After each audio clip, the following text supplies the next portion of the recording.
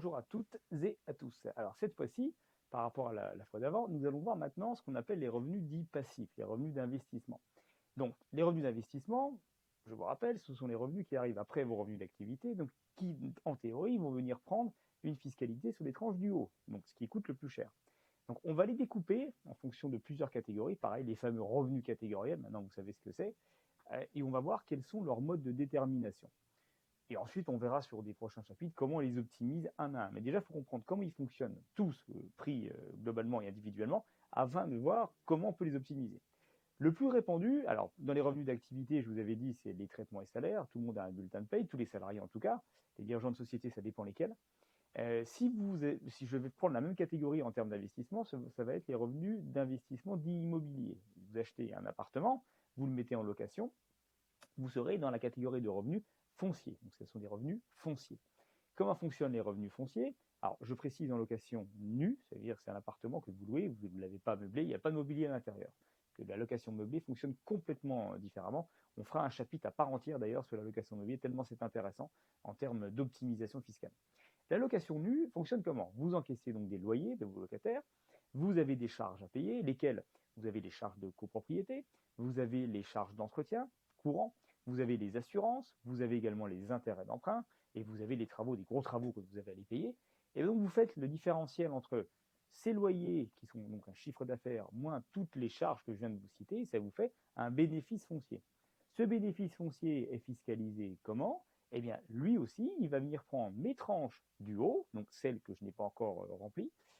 Et donc, du coup, si c'est dans mon exemple que je prends régulièrement, si vous avez des traitements salaires à hauteur de 30 000 euros, eh bien, vous allez prendre directement une fiscalité à 30%.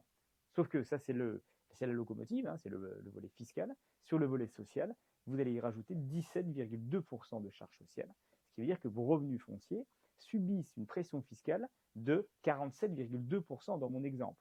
Alors là, je suis sur une tranche marginale d'impôt à 30%, hein, mais imaginons si vous avez un TMI à 45%, parce que vous êtes au-delà de 170 000 euros, et bien du coup, ça vous fera du 45 plus du 17,2, donc du 62,5% d'imposition.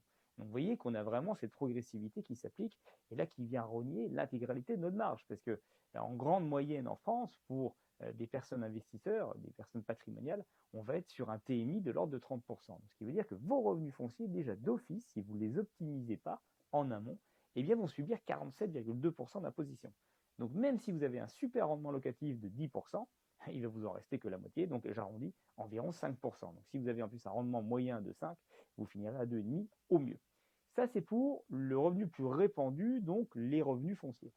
Le deuxième auquel je pense, qui arrive, je pense en seconde position en termes d'investissement, ça va être la catégorie RCM, donc revenus de capitaux mobiliers.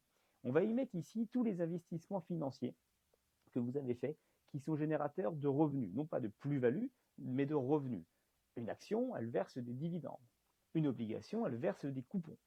Un prêt, si vous avez fait un prêt, ça génère des intérêts. Et bien, l'ensemble de ces éléments vont être fiscalisés, si vous ne choisissez pas une option que je vais évoquer, à la TMI, pareil, donc votre tranche marginale d'impôt, plus 17,2 de prélèvements sociaux.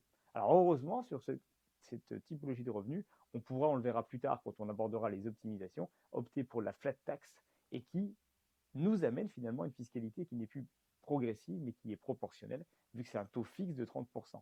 On verra qu'elle n'est pas intéressante pour tout le monde non plus. Donc deuxième catégorie, les RCM. Troisième catégorie, je vais évoquer les plus-values, les plus ou moins-values. Vous en avez deux types. Vous avez les plus-values immobilières. Donc là, cette fois-ci, vous avez vendu le bien immobilier qui a généré les revenus fonciers qu'on a vu précédemment.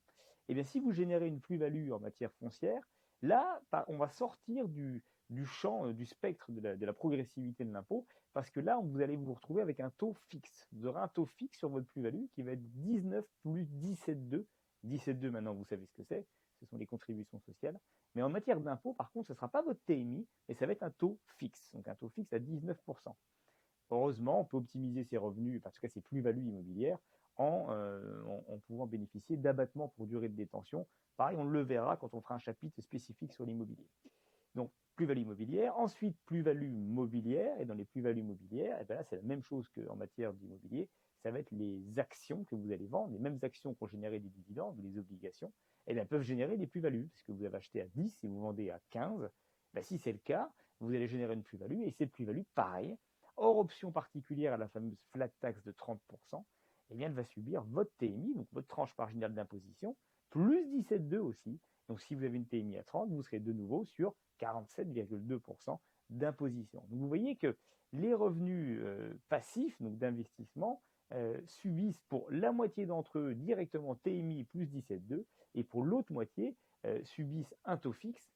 Et donc, si je n'ai pas pris les bonnes options en amont ou en tout cas dans ma déclaration, eh bien, je vais me retrouver avec une rentabilité ou une plus-value qui peut être divisée par deux, voire bien plus encore si je vais chercher des tranches à 45%.